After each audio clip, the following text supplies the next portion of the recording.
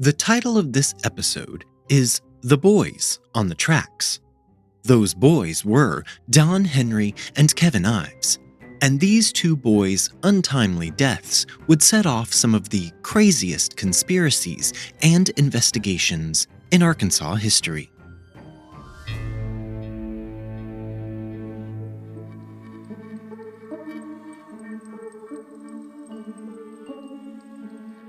Welcome to The Secret Sits.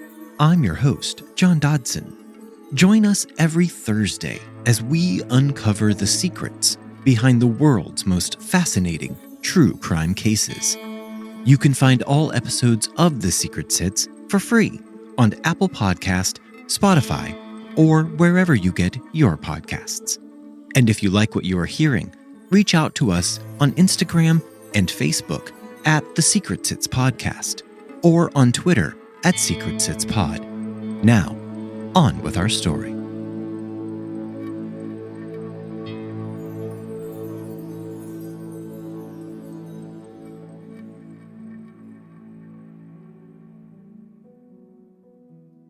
In small-town USA, there is often very little to do, especially for young people. I know I have lived in some pretty small towns throughout my life, and most of the time I spent in small towns was during my youth. Our story today takes place in one of these small towns, which dot the American landscape. Bryant, Arkansas, sits just south of Little Rock, the capital of Arkansas. The day started off like any other day. It was August 22nd, 1987. And the day had turned to dusk when two teenagers named Don Henry and Kevin Ives decided to go to a local commuter parking lot to hang out with friends. You see what I am saying? The most interesting place these 16 and 17-year-olds have to hang out in is a parking lot. Anyway, Don was 16 years old and Kevin was 17. Their favorite hobbies were working on their cars, a Firebird and a Camaro respectively, or hunting, and on most occasions they went out on double dates with their girlfriends. As the night wore on and a parking lot became as boring as a parking lot can be, the two boys decided to move on with their evening, and they left the parking lot to travel to Don's house, where both boys had planned on spending the night. Who says teenage boys can't have sleepovers? Kevin waited out on the porch as Don went inside of the house to have a talk with his father. The time was now 12:15 a.m., and August 22nd had quietly turned into August 23rd. Don picked up his .22 caliber hunting rifle along with one of his father's spotlights. Think of a big oversized flashlight, and he headed back outside. Kevin and Don planned on going out to the woods along the railroad tracks behind Don's house to go spotlighting. For those of you who have never lived outside of a big city, spotlighting is an illegal form of deer hunting. The hunter will use a large, bright light to shine into the deer's eyes. This action transfixes the deer so it will not move, and the hunter can more easily shoot the deer because it's not moving. This same effect happens when a deer is crossing a road at night and a car's bright headlights shine into the deer's eyes. They don't move out of the way of the car because they are transfixed by the light. As the boys left Don's house, his father thought nothing about it. This was actually a pretty normal occurrence in their everyday lives. Stephen Schroer was working as an engineer for the Union Pacific Railroad Company. He was running his normal route north from Texarkana to Little Rock. This cargo train clocked in at 6,000 tons. It was over a mile in length, and it was currently traveling at a speed of 52 miles per hour. It was now 4 a.m., and the train was barreling through the town of Bryant, Arkansas, on its way to Alexander. So far, this evening's run had gone smoothly. Suddenly, in the distance, Stephen saw something strange being lit up by the glow of the halo of the train's headlight. Stephen could just make out two people laying parallel across the railroad tracks, and these people were not moving. As the train grew closer and the two people did not attempt to move out of the way of their impending doom, Stephen went into action. He put the train into its emergency stop procedure, and he laid on the train's horn, a final, frantic warning to the two individuals laying on the tracks. As the train squealed, crackled, and groaned, attempting to stop, but knowing that it could not, Stephen had about 5 seconds to take in the scene again. He could now tell these were two boys. Their lower halves of their bodies were covered in a light green tarp, and their legs were laying across the train rails. Their arms were straight down by their sides, and neither of them were making any movements at all. Stephen also saw Don's .22 rifle laying parallel to the boys' bodies. From first spotting the boys on the tracks until the train made its final stop, the front of the train traveled an additional half of a mile, carried by the weight of the 75 cars behind the engine. The train made a catastrophic impact with the boys' bodies, and it carried them along with its mile of cars for that entire half of a mile. This event took only seconds, but Stephen said that it felt like an eternity before the train grinded to a halt. One EMT at the scene noted that the blood coming from the boys did not look quite right. The blood looked darker in color than it should have been if it were fresh blood. Most likely, a lack of oxygen had caused the boys' blood to become darker, and it had a different consistency than fresh blood would have had. Their skin was already colorless as lividity began to set in. It was obvious that the boys had been deceased well before Stephen had dashed through the town in his freight train. Word travels fast in small towns, and in 1987, the population of Bryant was just around 5,000 people. Once word gets out that something's going down at the train tracks, quite a few residents make their way out to the tracks, even at this early morning hour. When the police take stock of the scene, they find Don's rifle and flashlight, but the sheriff says that there are no signs of foul play. Police hoped that this presence by the locals would help them to identify the boys faster, once someone realized that their kid or kids were unaccounted for. As the morning waned on, Linda Ives received a call from a man named Curtis Henry. Linda's son, Kevin, was best friends with Curtis's son, Don, and both boys were supposed to be spending the night at Curtis's house. Curtis tells Linda that he has not seen either boy since around midnight, and this immediately worries Linda. How could Curtis not know where they were? They were staying at his house. Curtis goes on to explain to Linda that the two boys had gone out for a late-night hunting trip, something they did quite often, but they had never returned. Linda asks if Curtis has called the police yet, to which Curtis tells her no. He said that he wanted to call around and check in with a few more people before bothering the police. Linda had no idea what to do at this point, and for all that she knew, the boys had just crashed at a friend's house, and they were perfectly fine. But the nervous feeling in the pit of her stomach would not go away. Linda's phone rings again, and it is Curtis. She hopes that he is about to tell her that he found the boys and that everything is fine, but that is not what Curtis has called to tell Linda. Instead, Curtis tells Linda that the boys had been found, and the news was not good. According to Curtis, the boys had been shot, tied to the railroad tracks, and then run over by a train. Larry Ives, Kevin's father, worked for the railroad, and until recently he had ran the route for the train that had struck the boys. Linda makes her way to the Henrys' house, where she is met by Curtis and his wife, Merville, along with several law enforcement officers. The parents give the police descriptions of their two teenage sons, and based on their descriptions, police tell them that the two boys who had been hit by the train were possibly their missing boys.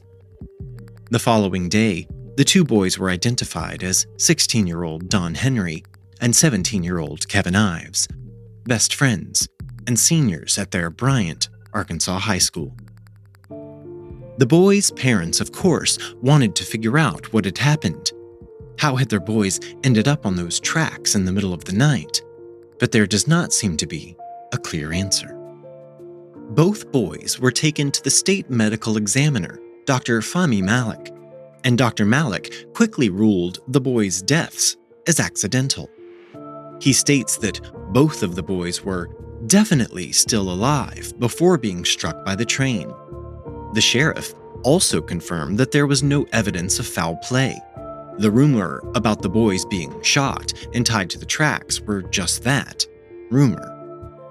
Dr. Malik went on to claim that based on toxicology reports, the two boys had been under the influence of marijuana at the time of their deaths. And not just a little marijuana. Oh no.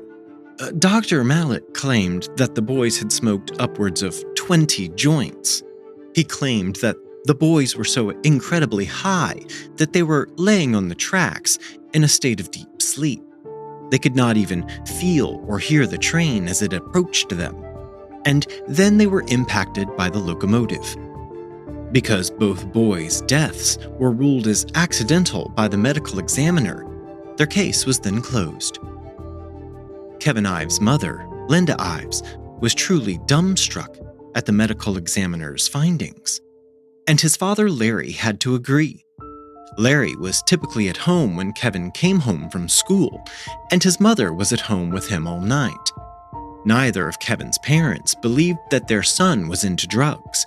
They had never observed their son intoxicated, and they had never had any other indications that Kevin was taking drugs. Linda admits that they knew very little about marijuana at the time, but in the coming months and years, she would learn more than she ever wanted to know. One of the first things that the parents questioned about their sons' deaths was their position on the tracks. If the two boys were so stoned that they could not hear a freight train coming, how did they lay down so perfectly parallel with one another and in the exact same position? The sound from the train was tested, and it rang in at a whopping 98 decibels. This would be equivalent to the sound of a jackhammer. And no matter how high the boys were, they could not have slept through that level of noise. Curtis also brings up Don's rifle, which was found on the tracks. Curtis said that Don would have never laid his rifle down on the gravel like it was. He was too protective of his firearm, and he would have feared the gravel would scratch the wood on the rifle. Two boys came forward to say that they had heard gunshots shortly before Don and Kevin were hit by the train. The Saline County Sheriff's Office assured the families that tests would be done on Don's gun to see if it had been fired. However, those tests were never conducted. By Wednesday, August 26th, just 3 days after the boys had been hit by the train, the Arkansas Democrat reported that the only thing Saline County authorities are sure of is that foul play was not involved. What the newspaper did not report on was the fact that the police were so inept in their investigation that they had completely missed locating one of Kevin's severed feet, which was found by one of Don Henry's family members. These family members also located pieces of Don's rifle and more of his personal belongings, which were scattered around the site due to the train collision. Linda Ives, Kevin's mother, criticized Saline County Sheriff James H. Steed Jr., who had said repeatedly that there was nothing at the scene to suggest anything more than a simple but strange accident. In February of 1988, Dan Harmon, an attorney in Benton, who at that time had no official role in this case, approached the families and offered to help them by making a deal with Sheriff Steed.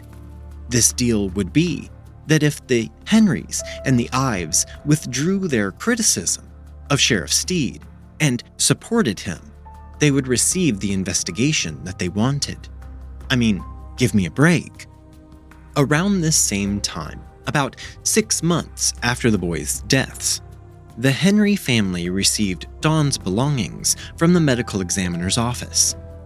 Dawn's stepmother found a partial bag of marijuana, weighing in at 1.9 grams, in the pocket of Dawn's jeans. This made the family wonder what else the so-called investigation had overlooked. Because of their questions surrounding the case, the Ives and Henrys decided to ask for a meeting with the medical examiner, Dr. Malik. At this meeting, Dr. Malik continuously dodged the adults' questions surrounding the amount of THC in their children's systems at the time of their deaths. Linda also said that during this meeting, they expressly told the doctor that they had no interest in seeing any of the autopsy photos of their children. But Dr. Malik kept trying to pull out the photos to show the parents, which only caused them more distress. The parents left this meeting with Dr. Malik shaken, and they decided that they wanted a second opinion on the cause of their sons' deaths. The parents contacted a pathologist from out of state named Dr. Francisco from Tennessee. Dr. Francisco agrees to help the distraught parents as long as they are able to send him a testable sample. The parents get into contact with the Little Rock crime lab, where the autopsies had taken place, and they are told that Dr. Malik is refusing to hand over any samples. When asked, Dr. Malik will also give no reason as to why he is refusing to hand over the samples. Because of their disgusting interactions with Dr. Malik thus far, the parents decide to hire their own private investigator and an attorney to attempt to get the samples and find out what happened to their boys. As their attorney gets a court order from a judge to release the samples, good old Dr. Malik simply refuses to comply with the court order, and he refuses to allow the samples to be sent to Dr. Francisco. After Dr. Malik refuses to comply with the court order, the parents contacted the district attorney, hoping he may be able to force Dr. Malik to do the right thing. When they receive a response from the DA's office, they are stunned at the response that they receive. The DA's office told the parents that they could not do anything to help them, and if they choose to sue Dr. Malik for not abiding by the court order, they themselves in the DA's office would be the ones defending Dr. Malik in court. So the parents at this point are just stonewalled.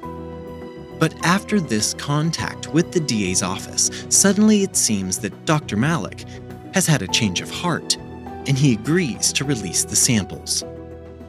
Upon receiving this news, Larry and Curtis, both of the boys' fathers, head to the medical examiner's office, accompanied by their private investigator.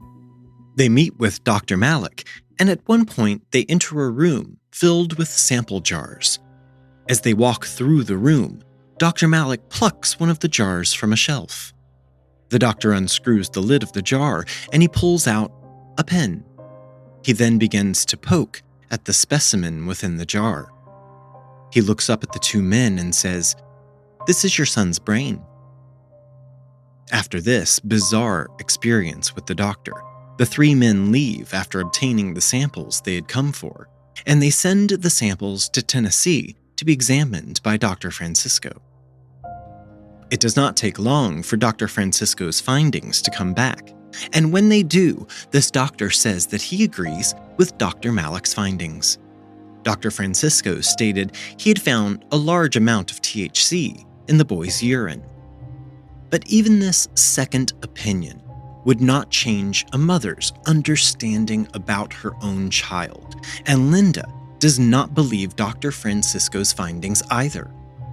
And like a dog with a bone, Linda would not give up. Linda takes the ME reports and she begins to go through them with a fine-tooth comb. She looks at each test and how each sample was tested, because she wants to know how two different medical examiners had come to this same conclusion. And thank God for persistent, pushy mothers, because Linda soon finds some questionable things about these reports. One of the samples that was sent to Tennessee was a urine sample from Kevin, but there was not a urine sample from Dawn. This makes Linda wonder, how did Dr. Francisco rule that Dawn's urine contained a high level of THC when he had never had a sample of his urine to test in the first place? So Linda calls up Dr. Francisco and asks him about what she had discovered. During this call, Dr. Francisco admits to Linda that no, he had not tested Dawn's urine. Actually, he had not done any testing at all. He simply decided to agree with Dr. Malik's original findings. So, what was the point of him ever agreeing to retest the samples in the first place? The parents of the two boys did not accept the medical examiner's conclusions to their son's case, and 5 months after their sons' deaths, the families held a press conference to express their feelings. The story of this seemingly tragic accident had garnered statewide media attention. This press conference began a crusade for the Ives and the Henry families that would go on for years. They were determined to find out the truth about their sons' deaths and to restore their reputations. This press conference did work, as the day after the press conference, the case was reopened and the newly appointed prosecutor, Richard Garrett, had Kevin and Dawn's bodies exhumed for a second autopsy. This pathologist, Dr. Joe Burton from Georgia, concluded that the two boys had not smoked 20 joints, but rather 1 to 3 joints. Kevin and Dawn's friends, who had been hanging out with them on the night of their deaths, confirmed this amount of marijuana being used on that evening. During this second autopsy, it was determined that one of the boys was already dead and the other was unconscious when they were struck by the train.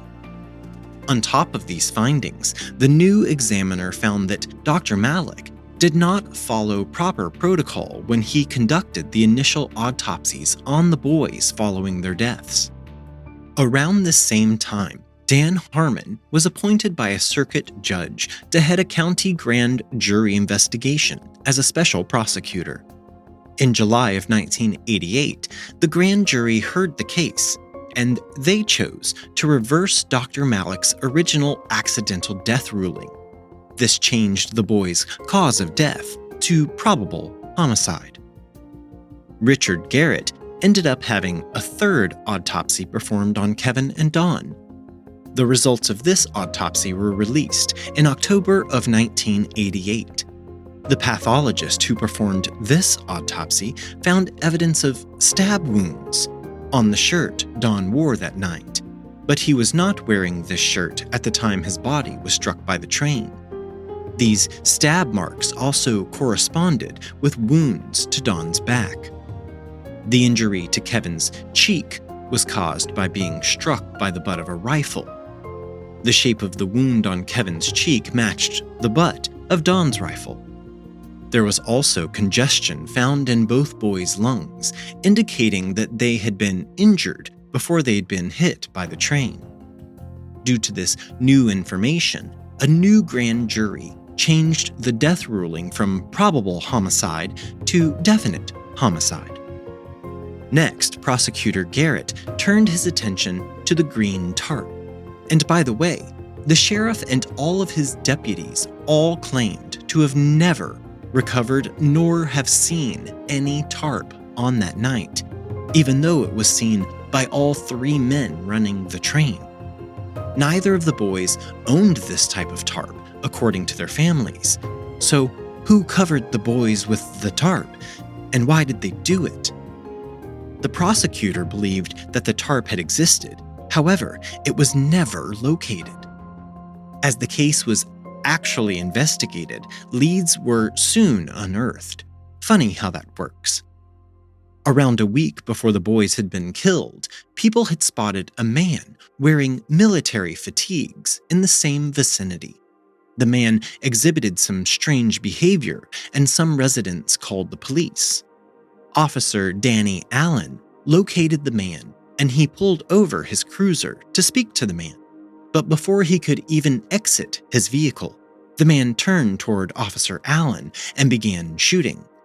Allen ducked down in his seat, and after the gunshots stopped, and he rose up from his seat, he could no longer see the man.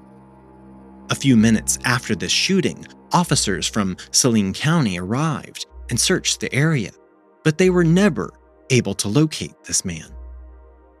The man was reported again on the night Kevin and Dawn were murdered, still in his military fatigues. When he was seen on the night of the murders, he was seen headed out of town, walking down a road located less than 200 yards from the spot where the boys' bodies were struck by the train. This man has never been seen since. 6 weeks into his investigation, Richard Garrett discovered an eerily similar case.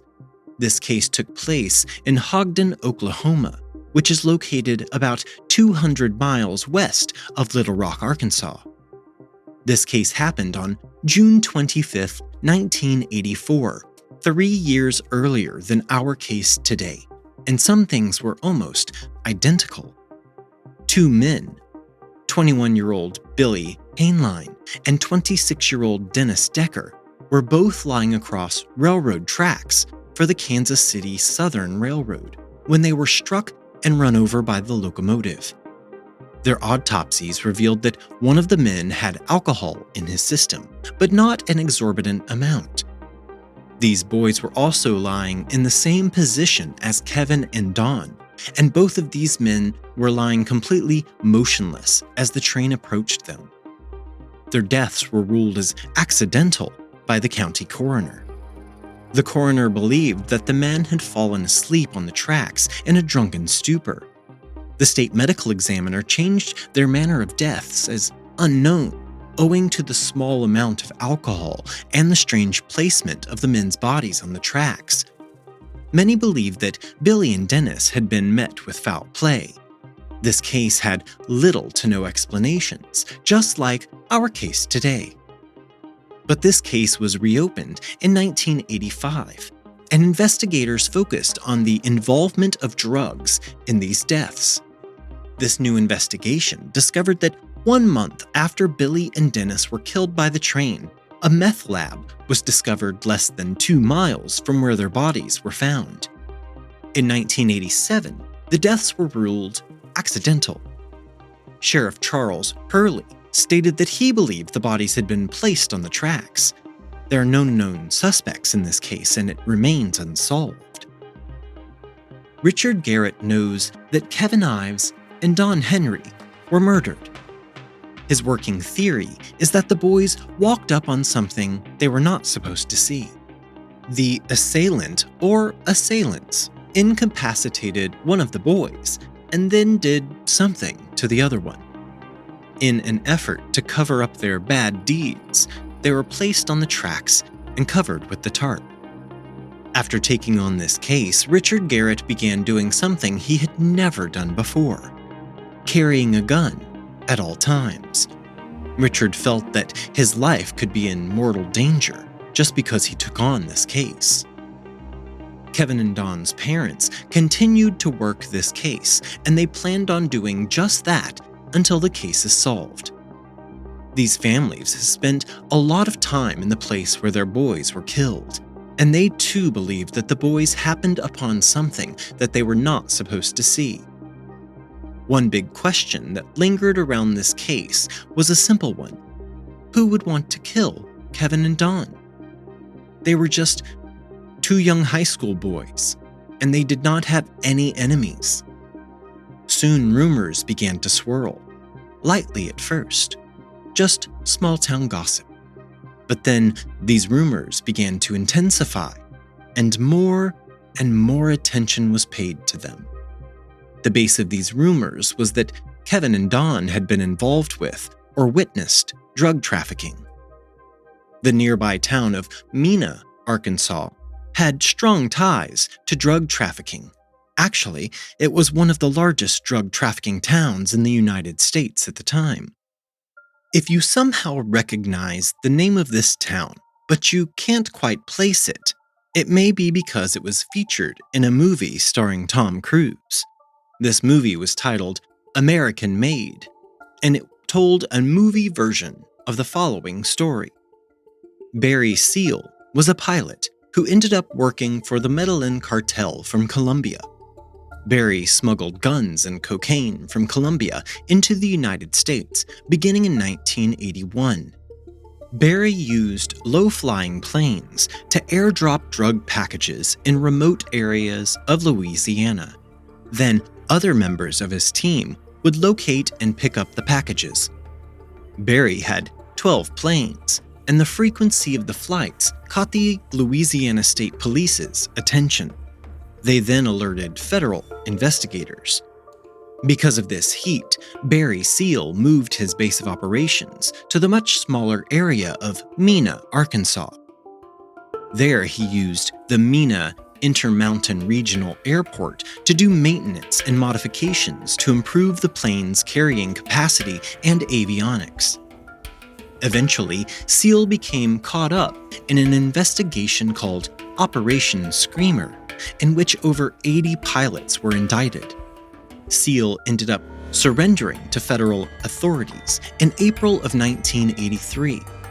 After he was convicted and he was facing a heavy prison sentence, Seal started to work with the authorities and he went undercover for them. Barry Seal ended up meeting Pablo Escobar, who was setting up a cocaine lab for production. This covert operation lasted for a while, but on February 19, 1986, Seal was assassinated by 6 Colombian hitmen working for the Medellin cartel. The Medellin drug cartel's operation continued after this, possibly with the help of a very high-profile United States politician. So, the rumors around town were that Kevin and Don may have unintentionally stumbled into one of these drug drops on the night they were murdered. In the fall of 1988, Unsolved Mysteries featured the Boys on the Tracks case during one of their episodes. Prosecutor Garrett participated in this episode, and when the show host Robert Stack asked him what he thought had happened in this case, Garrett stated that he believed Don and Kevin saw something they shouldn't have seen, and it had to do with drugs. The grand jury announced that the boys' deaths may have been related to drug trafficking.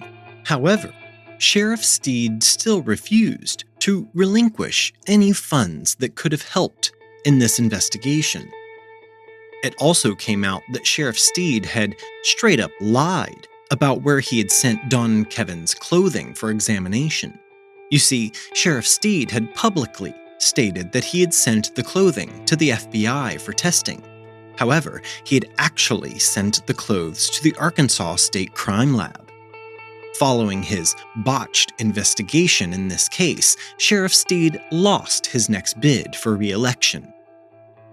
2 days after Steed lost his bid for re-election, on November 10, 1988, a 43-year-old man named Keith McCaskill, who had supposedly worked as an informant for attorney Dan Harmon, was murdered. Keith McCaskill was a large man. He stood at 6'2" and he weighed in at over 200 pounds. It was said that this man would quite often break up barroom brawls without the use of any weapons.